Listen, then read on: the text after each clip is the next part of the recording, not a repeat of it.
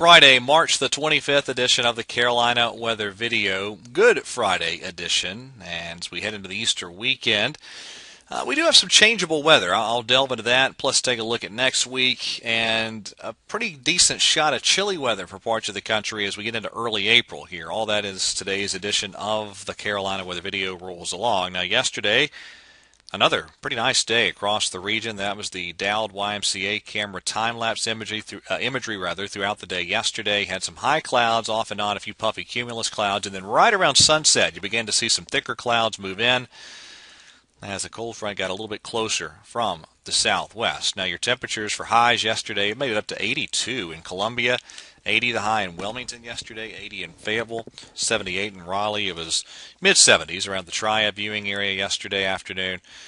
And Charlotte's viewing area highs pretty similar, mid and upper 70s. Now, as we look at the changes in temperature now compared to 24 hours ago, it is a very, very mild start to this Good Friday. Everybody warmer than yesterday. And look at that. Look at all the 60s on the board and even some low 70s in some coastal parts of the Carolinas. Now, we simply did not have much rain make it up into our area last night. In fact, very little rain. And I want to show you why.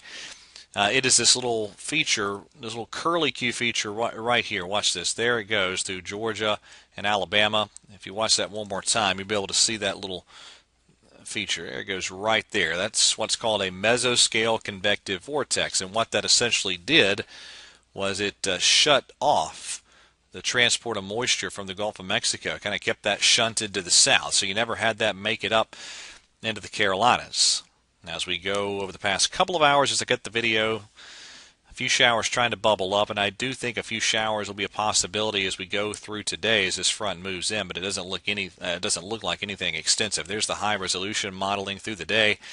The best chance of showers and storms over here in the eastern parts of the Carolinas today, but even in the I-85 corridor, a few showers a possibility. Don't think it's a big deal. No big severe weather threat, just a general thunderstorm outlook for much of the Carolinas. And I think even the best chance of picking up just a plain old-fashioned thunderstorm is over closer to I-95 and points east from there. So just a slow-moving cold front moving through the region today. A lot of clouds, a few showers here and there.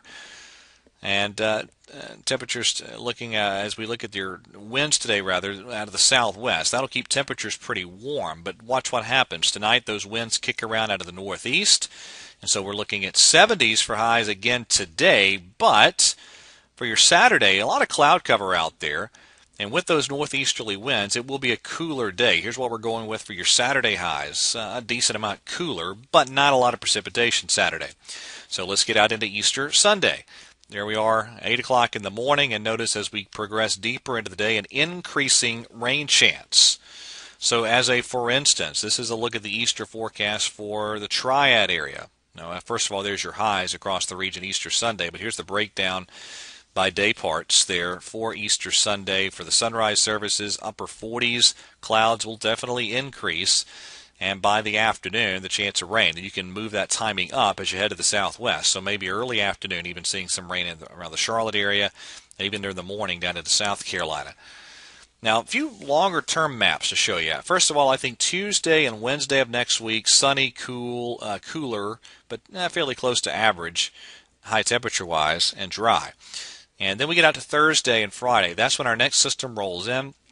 So at this point, it's looking like a pretty good chance for some rain and maybe a few thunderstorms too. Thursday night, maybe lingering into Friday of next week. And I've been showing you the maps for a while if you've been watching the video of a big shot of cold air looking likely by early April in parts of the lower 48. So this is the 500 millibar chart off of the European model.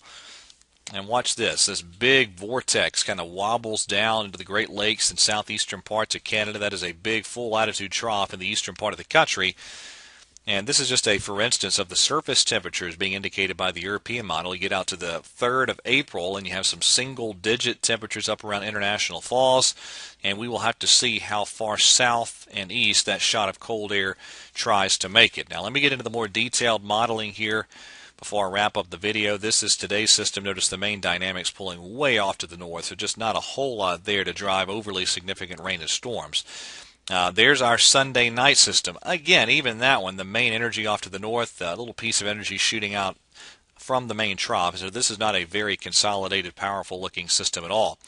But then at the end of the run, there's that big full latitude trough I was mentioning out there around Sunday of next week, taking hold across the region. So on the Canadian model, this is Sunday afternoon and early evening, and that's where you see this rain moving in from the south that really settles in Sunday night across the region, and then that begins to pull away Monday morning. All right, let me shift gears and look at the GFS model. This is this afternoon's and then late afternoon precipitation. Notice again, it's the eastern Carolinas that have the lion's share of the precipitation. Now, again, I mentioned the cooler day tomorrow. This is what the GFS is actually indicating for Saturday highs. I've gone a little bit above that for the highs across the region, but certainly a bit of a cooler day with some clouds and that northeasterly flow in place. All right, further out in time, this is Easter Sunday morning. Most sunrise services across the Carolinas probably dry.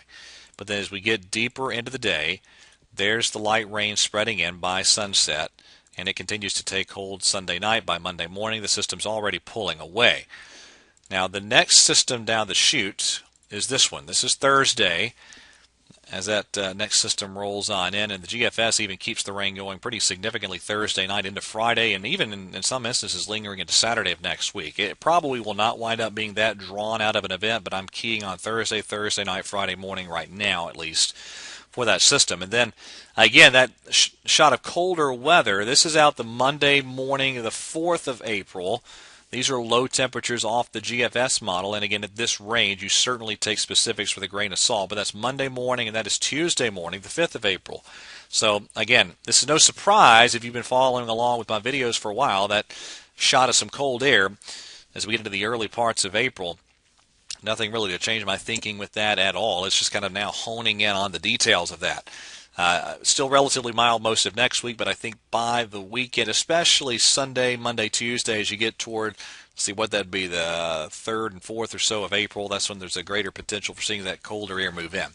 All right, that is it for today's edition of the video. Everyone have a safe and blessed Easter weekend, and God bless.